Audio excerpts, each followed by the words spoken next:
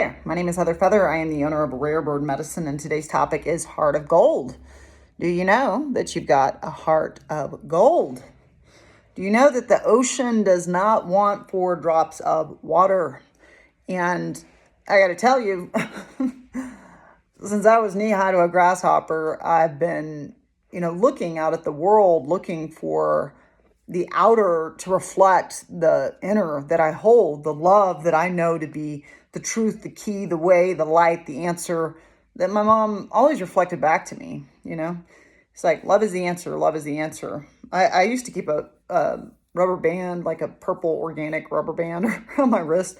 I just flipped it over and wrote WWLD. What would love do? What would love do now? What would love do now? What would love do now? Because love is what I am, and most of my life kind of revolves around shoring up me expressing the ocean of love that I am. As I grow older and older, I evolve more on that game plan.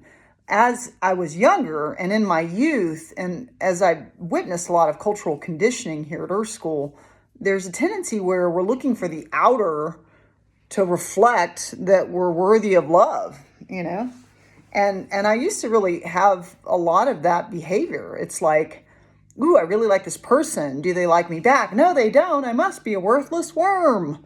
And it's like, my value doesn't come from your estimation of desire for me. I think, I tend to be careful about discussing things like this because as soon as you say something, somebody's quick to reject it and tell you why you're wrong. And it's like, okay, let's nobody ever speak. But there is some truth in this. I've witnessed throughout my life, if you think about women and you think about marketing and you think about the things, women can have fake nails, put on and fake boobs put in and Spanx put on their body and makeup on their face. And there's so much offering, you need Summer's Eve because you smell bad down there. I don't see these ads for men. I don't see like your nails are gross and your face is gross and your body's gross and you smell bad. You know what I mean? A lot of commercials for men are like power wash, power man, have a beard, drive a Jeep. You know what I mean? It's like, okay. And then we wonder why we have all these women riddled with low self-esteem. It's like we're constantly being fed concepts that our body, as it comes into the world, is gross. Your body's gross. You're a gross woman. Work on it. It's like, okay. And that does help in a consumerist society because women tend to be the number one purchasers. And it makes sense that they would kind of cater to low self-esteem.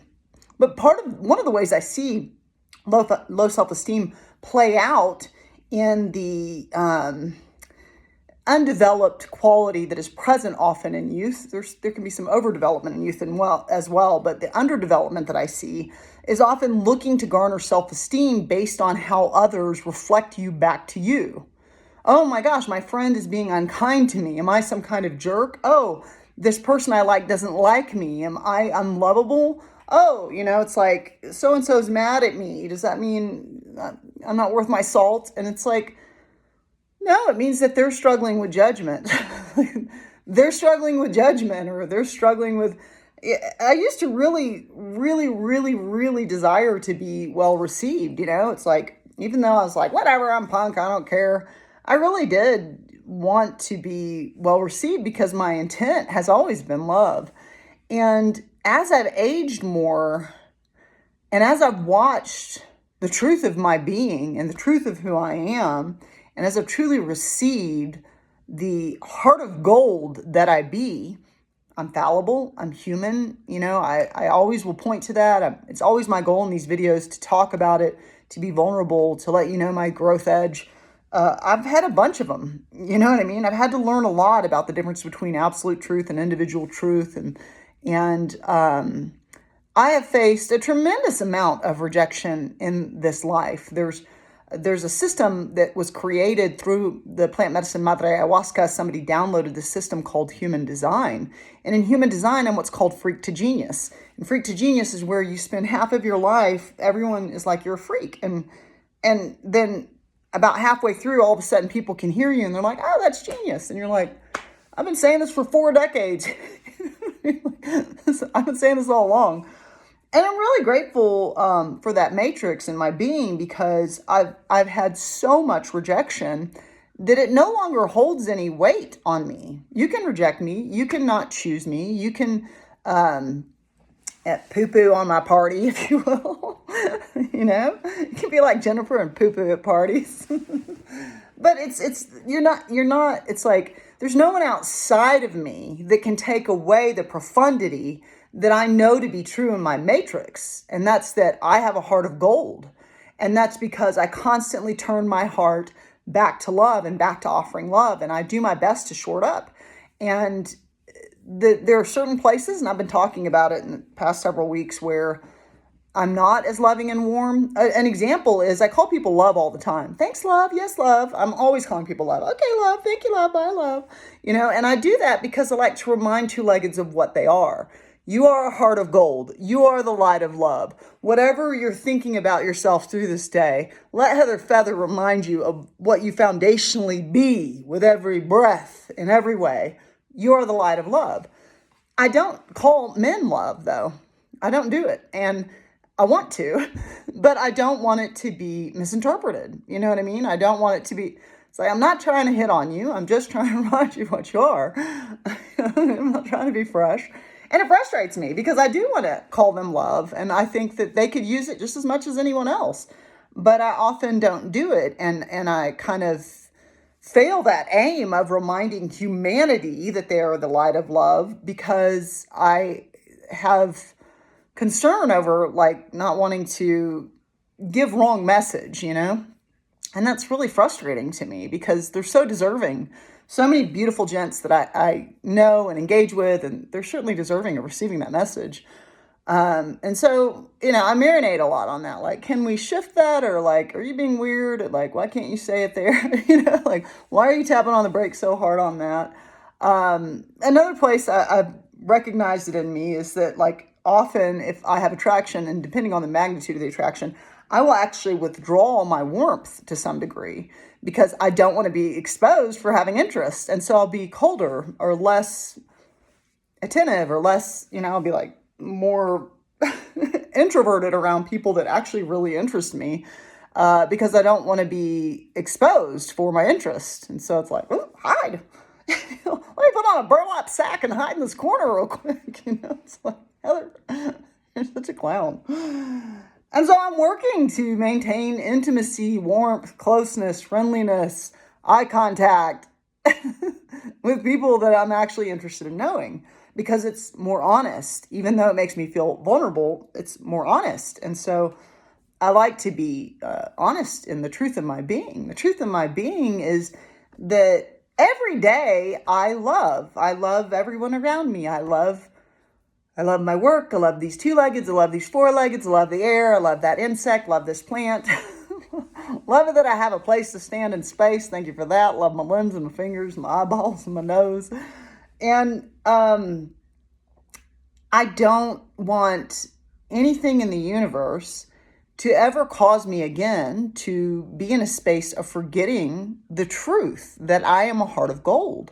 And so long as I have my attention and intention to have somebody else reflect back to me my worthiness, which I would say I spent decades doing, my 20s, my teen years, some of my 30s, it's like, am I worthy? Am I lovable? Yes. Are you worthy? Are you lovable? Yes. You're completely worthy. You're completely lovable. Just because that two-legged or that two-legged or that two-legged couldn't see it doesn't mean it isn't true.